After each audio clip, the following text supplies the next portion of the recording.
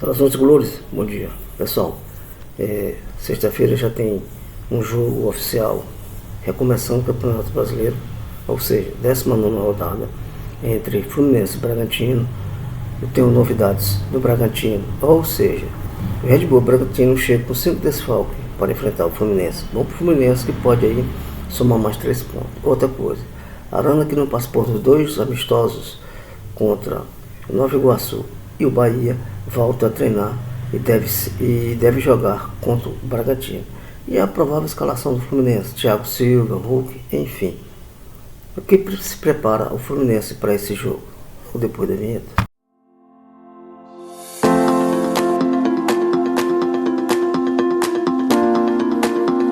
Bom pessoal, é o seguinte, Arana volta a treinar, no CT Carlos Castilho e deve jogar contra o Bragantino. Mas será que ele vai jogar mesmo?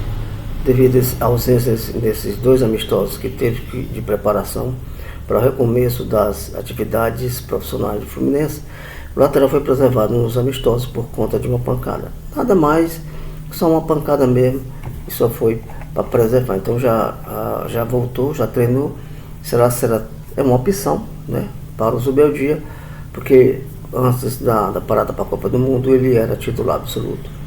E os 2 jogos, quem estava na lateral esquerda era o René.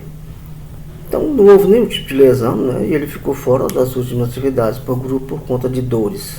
Também não foi especificado que dores foram essas. Tá bom?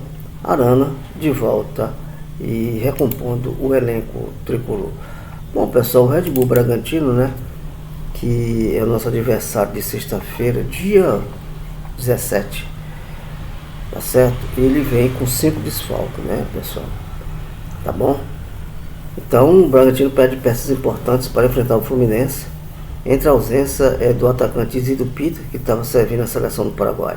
O centroavante esteve serviço da seleção do Paraguai durante a Copa do Mundo, de seleções. Com pouco tempo de preparação, a camisa nova não ficará à disposição, para jogar contra o Fluminense. Outro desfalque importante é o volante Gabriel. Esse é bom, que segue em tratamento após sentir um incômodo na panturrilha e não foi liberado pelos médicos.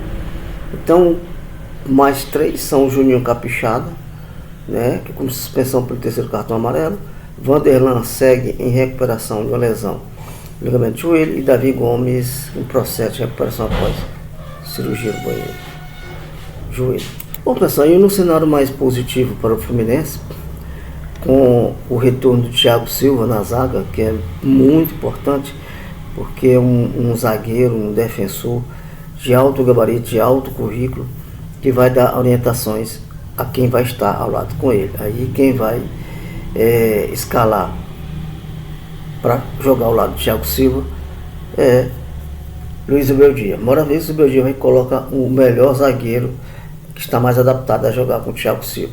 O outro que chegou como reforço antes da Copa do Mundo foi Hulk, também que estreou tanto contra o Nova Iguaçu, naquela goleada 6-1, e também diante do Bahia, mas só que ele não entrou no início, entrou já no segundo tempo e fez um gol de pênalti. Já fez na sua estreia de novo pelo Fluminense, que já tinha jogado contra o Nova Iguaçu, jogou de novo contra o Bahia.